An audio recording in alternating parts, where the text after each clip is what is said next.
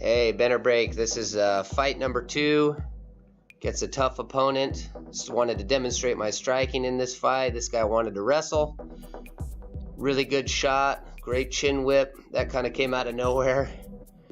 Here's a good shot of it right here. I was so glad the photographer captured that. He was in the right place at the right time. Love that picture. Let my opponent dig a deep underhook. He did a good job of standing back to his feet, pressed me up against the cage here for about 20 seconds or so. He was working his double leg, changing elevation.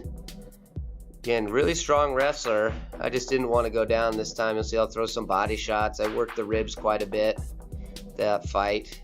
Here he goes, step behind. I was able to step over. As soon as my butt hit the mat, I was scrambling. In mount here, looking to work a little bit of a guillotine from the top. Good knee. Here's my head and arm. Came from wrestling. Love that move. I have a video in the works about how to throw the head and arm. A couple different variations. From the head and arm position, great for fighting, trying to work the punches. Work the same submission I won fight 1 in. It wasn't there. Look for a little bit of an arm triangle. Knee on belly. He was able to buck me off there.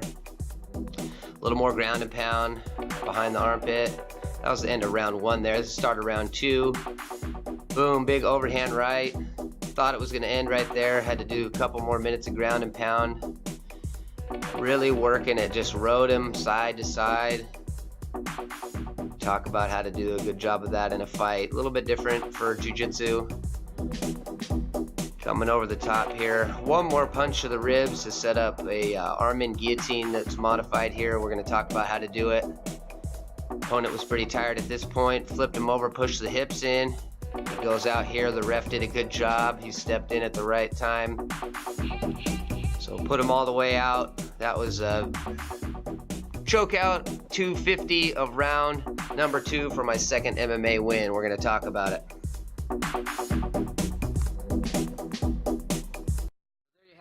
The choke worked. My opponent passed out, didn't have time to tap. That move, as a new cage fighter, it was something I was playing with. It worked again in the fight. We know that it worked because he went unconscious. I have a term that I use called bar jitsu, which is kind of, like a bully move that you would use in a bar fight. That's what worked. It was based off of knowledge and of jiu-jitsu and how to choke someone or apply a guillotine. And I had done it in practice before. I did it. It worked, but I would use much different moves now. There's a lot more effective moves that we can use that are stronger, that would work very well against a fresher opponent, an opponent that was a little bit bigger, an experienced opponent. So we'll talk about the move that I use in the fight, and then I'll show 2 different options that are much better for a fresher opponent and certainly a more skilled opponent with good knowledge of jiu-jitsu. So Joe's going to help me out, kind of show this move. And again, it was kind of just a random circumstance. I was applying pressure to the neck. I stepped over to what I thought was mount. He kind of had a butterfly hook in, whether he knew it or not. Just put a lot of hip pressure in, squeezed on it, and it worked. So you saw that the last thing I did right before I tried to apply the lock is give one more shot to the ribs, so I'll pretend like I did that to him. I had the head wrapped over the top, my own hands like so. Just barreled my chest into the guy, tried to take a step to mount, and put as much hip pressure as humanly possible into the guy. In practice, of course, we know to tap when we feel like we're taking a nap. But in a fight, you hold out a little bit longer. So a better option from the bar jitsu guillotine that I used during my fight would be the Darce choke. So in that position, you saw that I was already passed. I was in side control. This guy was on his side, which is good for him a little bit, but he had this arm in front of his body here. That for me is always a go-to to get the Darce. When I'm shooting that Darce, I'm going to reach as deep as I can, as deep as my arm and shoulder will allow. Keep a good grip on the head, and I usually will use the other hand to pull the head even closer to me so that I can make a hook on the neck. Once I've secured this kind of head position, he can't get away, I'm going to grab my own bicep. From here, I'm going to start my squeeze, slowly start to build.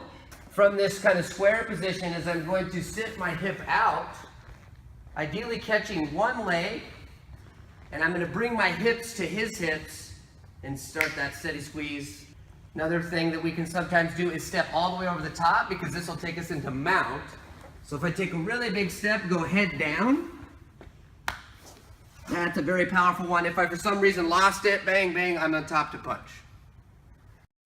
Hey, thanks for watching. There's a lot more moves that can come from that position. I just wanted to show the Darce choke. It's one of my favorites. Very effective move. Works very, very well in gi and no gi. Please check me out on Instagram and Twitter. Name is @Ben_Egli. Thanks.